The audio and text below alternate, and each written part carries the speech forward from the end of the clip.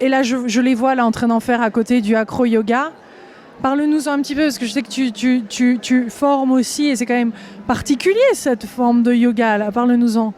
Alors, l'acro-yoga, à la base, ça vient de l'Inde. Pareil, le yoga vient de l'Inde. Et c'était pour les enfants, dans les ashrams, pour leur aider à faire découvrir le yoga dans une manière ludique. Par le jeu, parce que les enfants n'ont pas la même manière de se concentrer ou d'apprendre. Ils apprennent par le jeu. Et en fait, c'est un mélange de yoga, d'acrobatie et de massage thaï. Donc il y a très longtemps en Inde, en fait, les moines qui pratiquaient le massage thaï ont appris le massage thaï aux yogis. Et en échange, les yogis ont appris le yoga aux moines. Et cette combinaison des deux est devenue l'acro-yoga. Et c'est l'école du cirque qui, dans ses nombreux voyages, quand elle a découvert l'acro-yoga, l'a transformé en y rajoutant une touche acrobatique. De la même manière, quand l'école du cirque a découvert le yoga en Inde, ils l'ont transformé dans le contorsionnisme qu'on retrouve dans le cirque actuellement. Mais à la source, ouais, c'est une médecine. Avant d'être c'est beau, hein, on les voit là, mais on a l'impression que c'est pour un certain type de gabarit quand même. Alors ça, c'est aussi une idée préconçue. On pense que c'est acrobatique, que c'est difficile. Mais par le jeu, on peut arriver à faire des choses qu'on pense impossibles. On peut les faire facilement et en s'amusant. Mais ça ne se fait pas seul. C'est-à-dire qu'il faut sentir la sécurité de la personne qui nous fait flyer, qui nous fait faire les acrobaties. Il y a toujours une personne à côté qui fait la sécurité, qui donne des conseils. Donc ça se pratique jamais seul, c'est à plusieurs. Et il y a une histoire de communication et de confiance, de partage avec l'autre, qu'on ne retrouve pas dans le yoga traditionnel où c'est un travail sur soi-même, seul. L'acro-yoga, c'est un travail à plusieurs, donc l'autre fait partie intégrante de la pratique. C'est-à-dire on se découvre à travers l'autre et on découvre l'autre pendant la pratique. C'est assez ludique et ça permet de réveiller son âme d'enfant. On a tous une âme d'enfant qui, pour la plupart, certains dort depuis longtemps. Pendant l'acro-yoga, cette âme d'enfant se réveille par le jeu, par le rire. Et on renforce le corps sans s'en rendre compte parce que comme on s'amuse, on est concentré. On renforce le corps par le jeu et c'est le lendemain au réveil qu'on sent les courbatures. Mais sur le coup, on travaille énormément physiquement, que ce soit la souplesse, la force, l'équilibre, par le jeu, donc c'est ludique. Ouais. Bon, on ne va pas forcément commencer par l'acro-yoga par contre.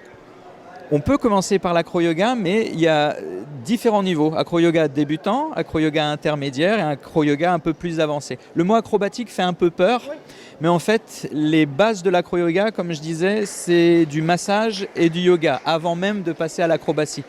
Donc pour commencer l'acro-yoga, on commence avec des positions basiques, aussi bien avec les enfants qu'avec les adultes. Et on s'aperçoit souvent que c'est les adultes qui ont le plus peur. Puisque en fait, les adultes ont la peur de l'inconnu. Les enfants, eux, ce n'est pas la peur de l'inconnu, c'est la curiosité. Alors qu'on a tous été des enfants. Alors qu'est-ce que est devenu cette curiosité pour se transformer en peur de l'inconnu? Alors ça, je n'ai pas la réponse. Mais les adultes ont plus peur que les enfants. Mais ce qui se cache derrière la peur, c'est beaucoup plus grand et beaucoup plus beau que la peur elle-même. Et l'acro-yoga, ça permet de dépasser certaines limites émotionnelles, justement. Et ça permet de réaliser en fait, qu'on est capable de faire des choses fantastiques sans s'en rendre compte si on essaye de faire au moins une fois de temps en temps des choses qui nous font peur. Il faut sortir de sa zone de confort. C'est quand on sort de sa zone de confort que la magie se passe. Et l'acro-yoga, c'est un outil pour sortir de sa zone de confort. Et ceux à qui tu enseignes ça, c'est déjà des profs de yoga, il y a une certaine certification pour en arriver à ce stade-là? Alors, la plupart sont profs de yoga, profs de sport, profs de pilates ou viennent de l'école du cirque, sont des gymnastes. Donc, ils ont déjà un background derrière eux, ils ont déjà de la pratique et ils ont fait quelques classes d'acro-yoga. Donc, ils ont découvert la passion de l'acro-yoga et ils veulent en apprendre un peu plus. Il faut avoir déjà un petit niveau de base avant de pouvoir essayer de faire les stages complets pour devenir prof. Mais c'est accessible à tous à partir du moment où on est motivé. En fait, une personne qui est motivée, qui est intéressée, peut réussir tout ce qu'elle choisit d'entreprendre. Mais il faut la motivation derrière.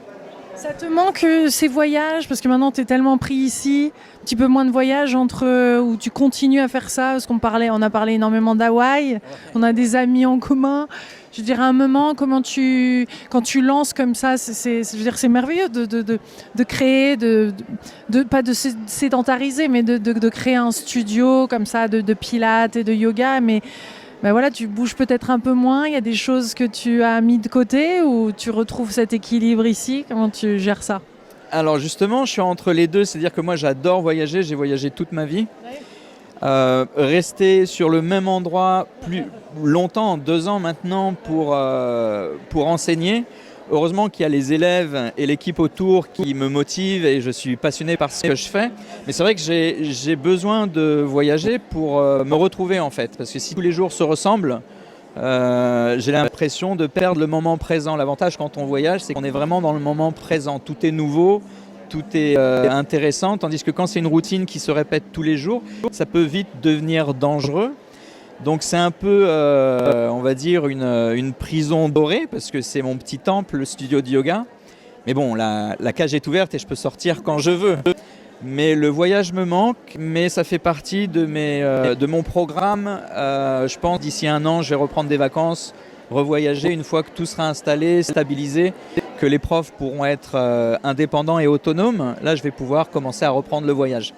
C'est pas toujours simple comme ça quand on est la tête d'affiche d'un studio et que les gens souhaitent passer du temps avec toi, que ce soit toi qui leur enseigne, et en même temps y a plein de super profs tout autour, mais pas facile cette étape de lâcher, de s'ouvrir vers autre chose et de lâcher le bébé en gros et de se sentir suffisamment en confiance avec la transmission aussi que les autres vont pouvoir apporter. Ouais, c'est un travail de tous les jours, mais c'est un peu comme dans la vie, c'est entre tenir bon et en même temps lâcher prise. C'est trouver le juste milieu. Donc là, j'ai une équipe de profs fantastiques avec des élèves super satisfaits. Et le but, c'est que l'esprit de Yogasana puisse continuer à vivre sans moi, que je puisse partir et continuer de voyager, mais que l'esprit, la philosophie qui se cache derrière puisse rester vivante et que les élèves puissent se sentir comme à la maison, à Yogasana, quand ils viennent pratiquer. Donc en fait, c'est un état d'esprit, c'est pas juste une... Tu décrirais comment?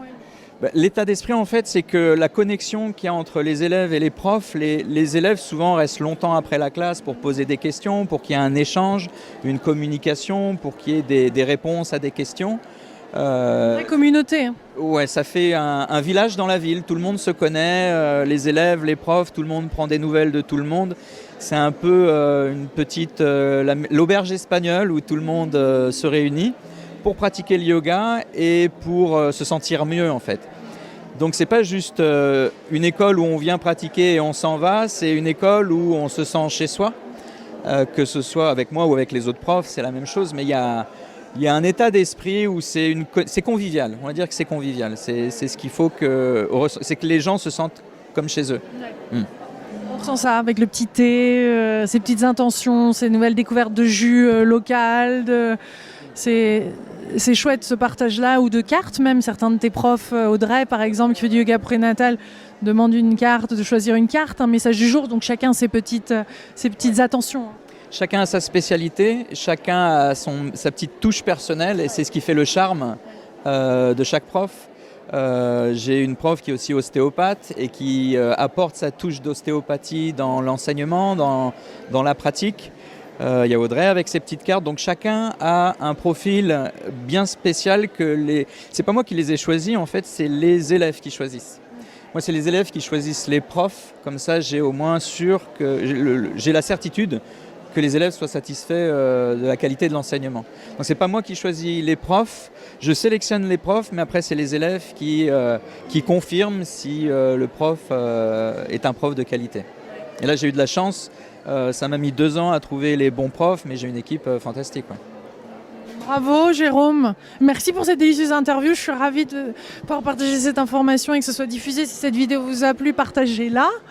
Et puis au plaisir de pouvoir redémarrer tes cours normalement après l'accouchement.